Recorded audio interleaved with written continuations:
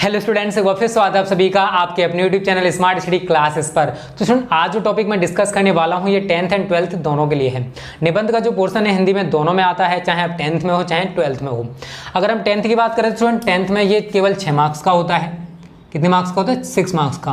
और 12th में ये 9 मार्क्स का आता है। तो 10th में हो तो आप छोटा निबंध लिखोगे और अगर आप 12th में हो तो थोड़ा सा बड़ा निबंध लिखोगे। ठीक है, वो डिपेंड करता है आपकी कैपेसिटी के ऊपर, आपकी नॉलेज के ऊपर कि आपके पास कितनी नॉलेज है उस टॉपिक से रिलेटेड जिस पर आप ऐसे या निबंध लिख रहे हो। ठीक है, तो स्टूडेंट देखो, ऐसे कहें तो हिंदी का एक बहुत ज़्यादा इंपॉर्टेंट टॉपिक होता है और ये डिपेंड करता है हमारे टैलेंट के ऊपर कि हम कितना निबंध मतलब किसी टॉपिक पर कितना लिख सकते हैं। कुछ बच्चे क्या करते हैं कि जो निबंध आपकी बुक में या मॉडल पेपर में दे रखे हो तो उन्हीं को रट्टा मार देते हैं। यार, आपको रट्टा नहीं मारना है, आपको लिखने का तरीका आना चाहिए। मैं कुछ पॉइंट्स ऐसे बताऊंगा जिनकी सहायता से आप एक अच्छा निबंध लिख पाओगे, क्योंकि जो बोर्ड एग्जामिनर है वो आपका निबंध देखिए तुरंत बता देगा कि बच्चे ने ये रट्टा मार के लिखा है या अपने आप से लिखा है। तो अगर आप खुद का लिखोगे तो उस पर ज्यादा मार्क्स देगा और अगर आपने रट्टा मार के लिखा है तो उस पर स्टूडेंट कम मार्क्स मिलेंगे। तो जितना हो सके निबंध को अपनी भाषा में लिखें। ठीक है, तो यहां पर मैं कुछ पॉइंट्स डिस्कस करूंगा स्टूडेंट, और आपको आज 10 महत्वपूर्ण निबंध बताऊंगा जिनको आपको तैयार करना है बोर्ड परीक्षाओं के लिए। ठीक है, तो स्टूडेंट को सबसे पहले जिस टॉपिक पर निबंध, देखो आपको 3 या 4 निबंध दे रखे होते हैं, सबसे पहले उस निबंध का चयन कर लें जिस पर आप अच्छा खासा लिख सकते हैं। उसको चयन कर लिया। जिस टॉपिक पर निबंध लिखना चाहते हैं उसकी स्टूडेंट सबसे पहले आपको रूपरेखा मतलब आउटलाइन तैयार करनी पड़ेगी। क्या करनी पड़ेगी? आउटलाइन। इसका मतलब होता है, देखो अगर हम कोई भी काम करना चाहते हैं तो सबसे पहले हम उसके बारे में सोचते हैं कि अगर हम इस काम को ऐसे करेंगे तो ये ज्यादा बेटर रहेगा। तो वैसे फॉर एग्जांपल टाइम टेबल, आप टाइम टेबल के अकॉर्डिंग पढ़ते हो। टाइम टेबल क्या है? आपकी स्टडी का एक रूटीन है कि आपको इसी हिसाब से डेली बेसिस पे पढ़ना है। तो उसी प्रकार से जिस टॉपिक पर आपको ऐसे को लिखना है उसके में आउटलाइन बनानी पड़ती है, उसकी रूपरेखा। जैसे हमें फॉर एग्जांपल किसी पर भी ऐसे लिखना है तो हम सबसे पहले लिखेंगे उसका प्रस्तावना, इंट्रोडक्शन क्या है उसके बारे में लिखेंगे।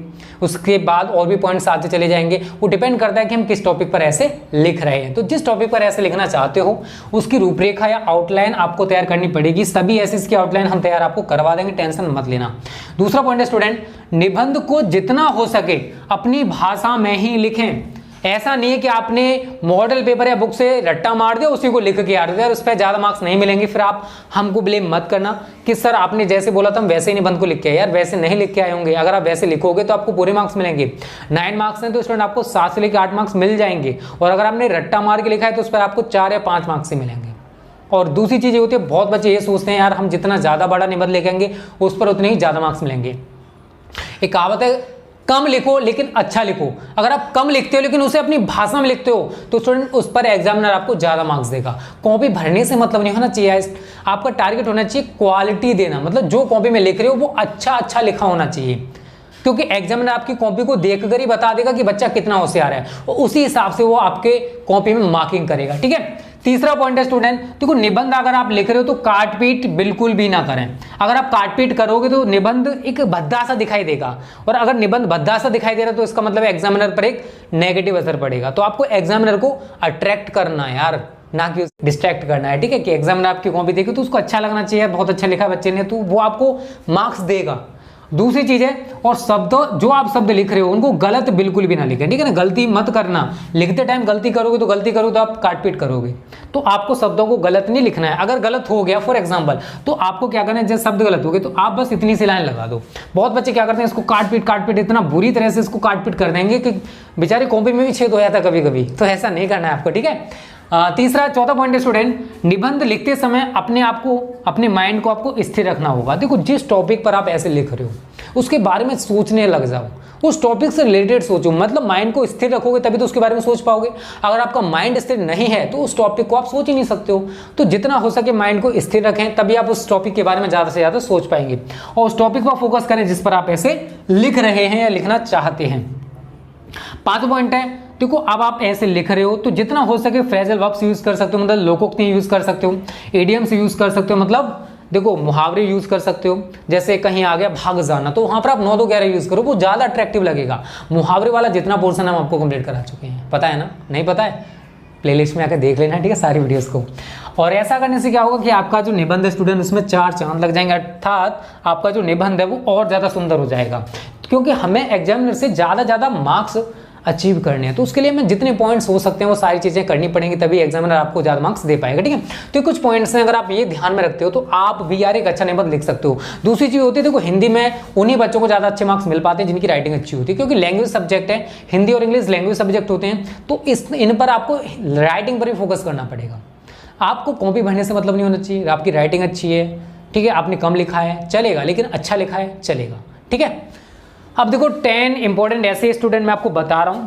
सबसे पहला ऐसे तो यार आपको पता ही है स्टूडेंट, लॉकडाउन या कोरोना वायरस, इस पर पूछा जाएगा। ठीक है, कोरोना वायरस या लॉकडाउन, ठीक है, इसकी वजह से इंडिया की हालत बहुत ज़्यादा खस्ता हो चुकी है। इंडिया के क्या यार, all over the world corona virus का प्रकोप बहुत ज़्यादा है, तो सभी कंट्री इससे परेशान है, कोई भी कंट्री इससे खुश नहीं होगी। ठीक है, और भी देखो इंपॉर्टेंट ऐसे हैं जो मैं आपको बताने वाला हूं, कम से कम आप ये ऐसे तो तैयार कर लेना अगर आपको अच्छे मार्क्स चाहिए तो। ठीक है, 10 इंपॉर्टेंट ऐसे बताऊंगा, देखो जितना हो सके स्टूडेंट आप, वैसे तो हम ये 10 ऐसे आपको करा देंगे, इनसे एक्स्ट्रा भी कराएंगे। ठीक है, टेंशन मत लेना, बट आपको मेहनत करनी पड़ेगी। ठीक है, अब मैं आपको बता रहा हूं कौन कौन से ऐसे हैं।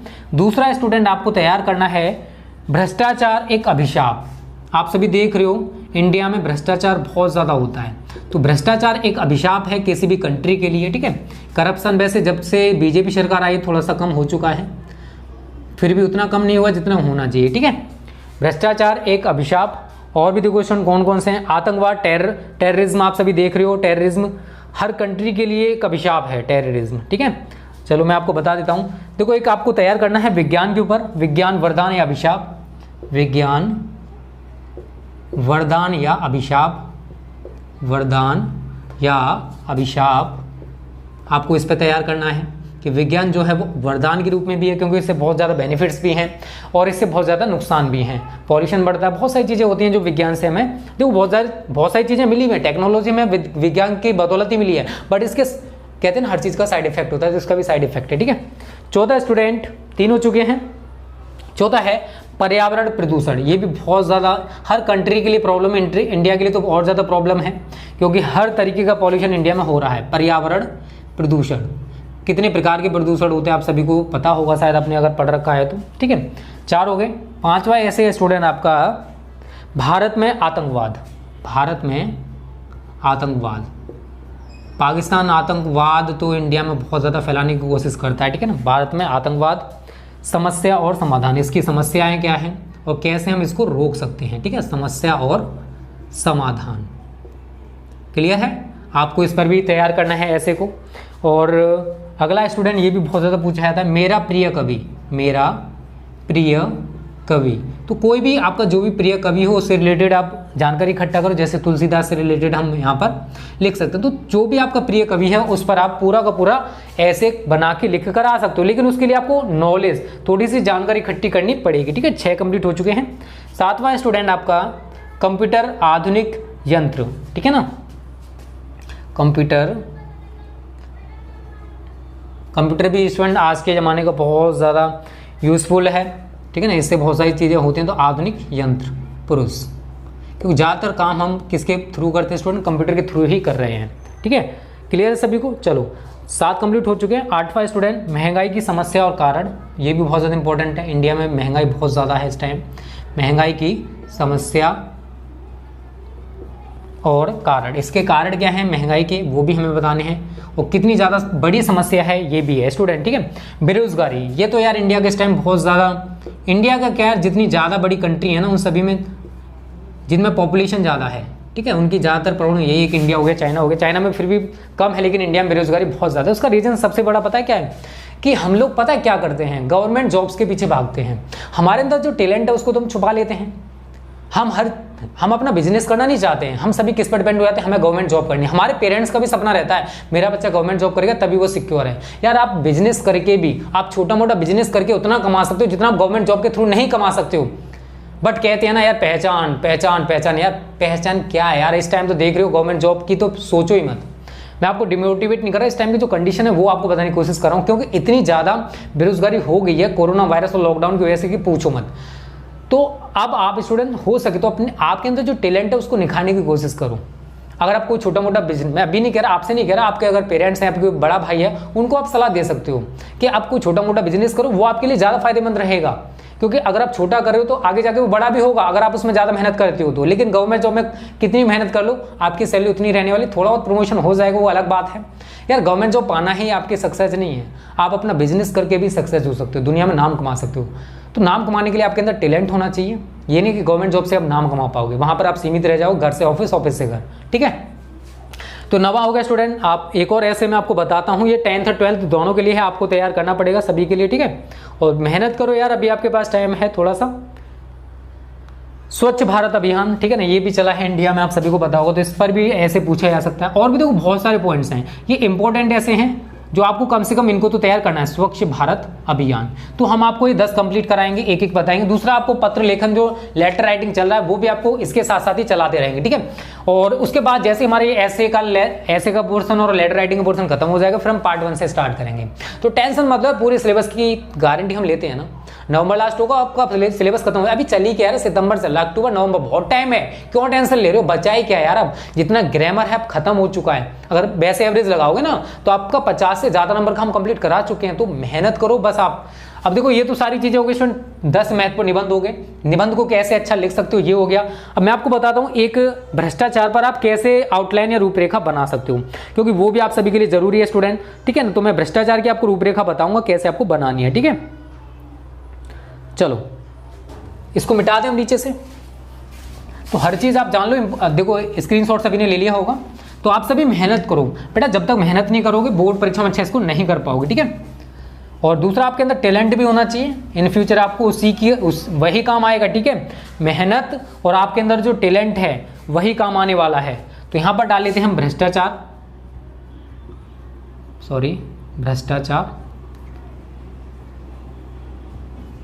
ठीक है।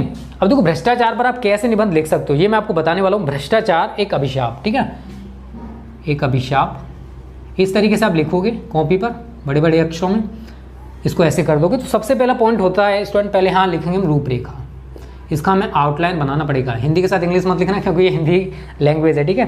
तो सबसे पहला पॉइंट होता है प्रस्तावना। आपको देखो जिस पर भी आप ऐसे लिख रहे हो उसके बारे में आपको बेसिक नॉलेज होना जरूरी है।